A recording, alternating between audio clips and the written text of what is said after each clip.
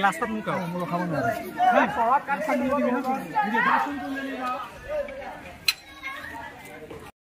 ক'ত আছোঁ আমি এতিয়া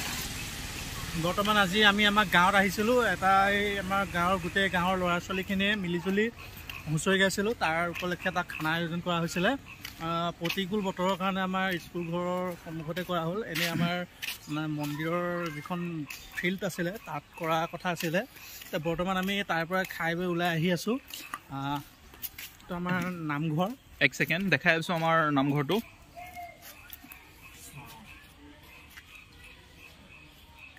এজন ৰিংকু হয় আপোনালোকে হয়তো নামটো নাজানে বা দেখিব পাৰে ফেচবুকত তো এজন ৰিংকু তেওঁ আমাৰ নামঘৰটো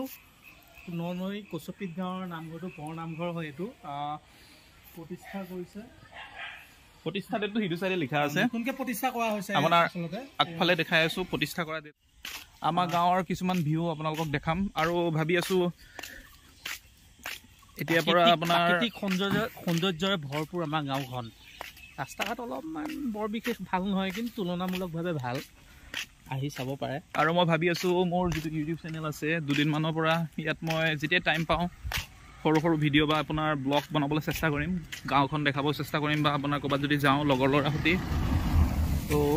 দেখাব চেষ্টা কৰিম তো ঠিক আছে তাৰপিছৰ পৰা চেষ্টা কৰিম যে মই ডেইলি নতুন নতুন এটা ভিডিঅ' আপলোড কৰিব পাৰোঁ আৰু কেতিয়াবা ভিডিঅ'ত হয়তো এওঁকো দেখিব একেলগে তো থেংক ইউ ভিডিঅ'টো সম্পূৰ্ণ চোৱাৰ বাবে